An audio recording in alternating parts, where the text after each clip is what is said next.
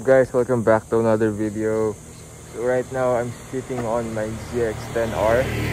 So sa mga di nakakaalam, before I was riding a 2020 ZX-6R. So I have decided to swap it to a 2016 ZX-10R. And I want to give you guys a walk around later on, because I don't think na pakita ko na sa inyo tong bike na to. And I want to give you guys a walk around of this bike. I want to give you guys a quick summary or quick story of the things we did with this bike. So, ito yung itsura niya nung nakuha natin siya.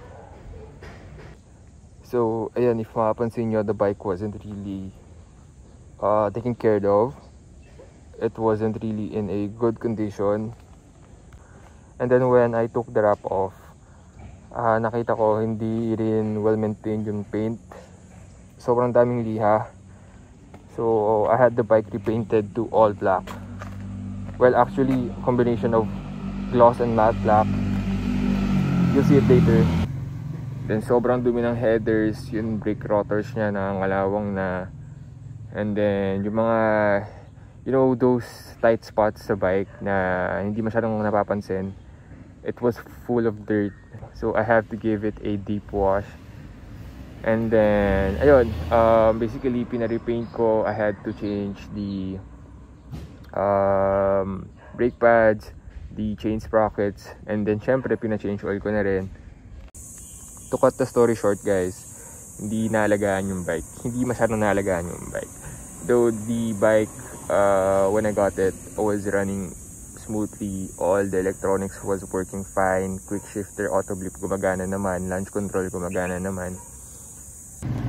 I only had one issue, which is the clutch lining. So, if di nyo napanood yung previous vlog ko, pinakita ko doon na sliding yung clutch lining nitong bike nito.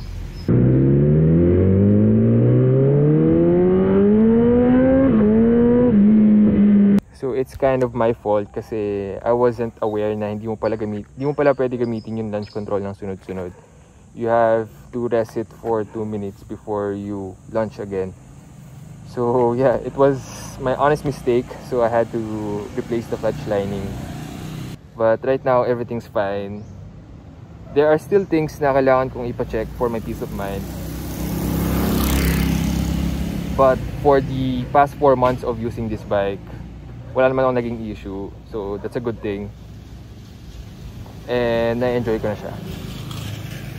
So before I give you guys a complete walk around of the bike, montage muna natin.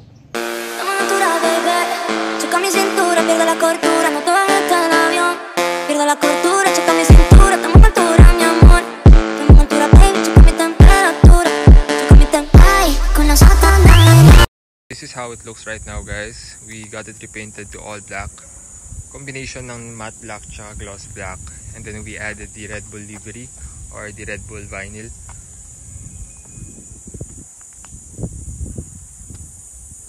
Ayan yung itsura niya from the other side.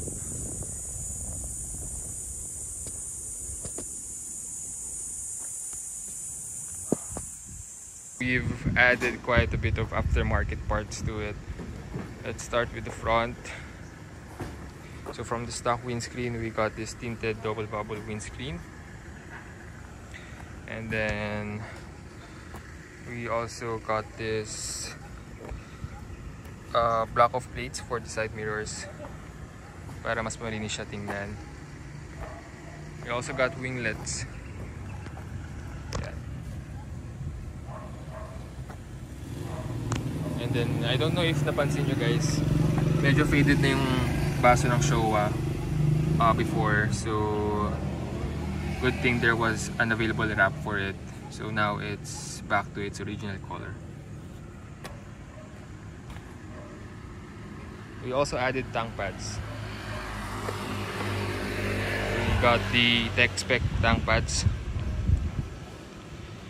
And then this is also aftermarket, itong gear sets niya. It's from Mototron. So nakuha ko tong bike na naka rear sets na. And then for our exhaust, we are using the Austin Racing exhaust. Ayan. Isang buo na siya. So nakuha ko na rin siya ganito. Nakaganito siya. So nagpalit din tayo ng taillights. So from my ZX6R, kinuha ko yung taillights noon and then nilagay ko dito. We also have a foldable tail tidy.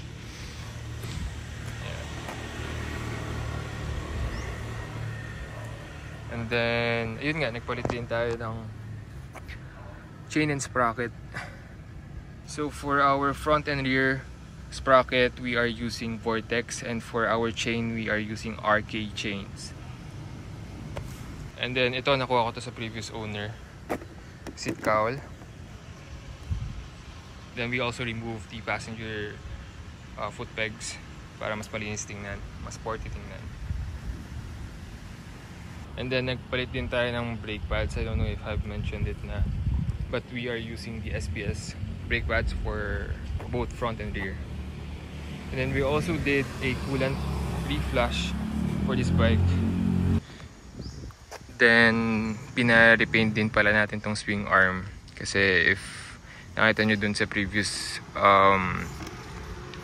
look nya, ang dami niyang gasgas dito sa area na to. So nagpalit din pala tayo ng gulong, guys. We are using the Bridgestone Batlax RS11. So these are really good tires. Ito yung gamit nila for the newer models of the ZX10R, and I think Yamaha is also using these tires as their stock tires for the Yamaha R1. Nabit ko din dito yung quad lock wireless charger natin from the ZX6R.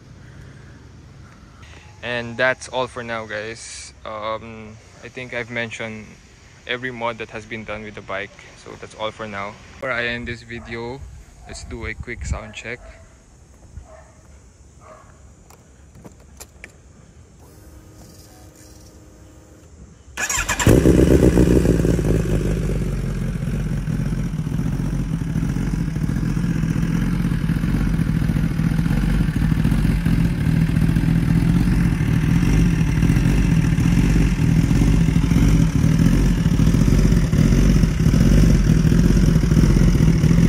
Thank you guys for watching, and I'll see you guys on the next one.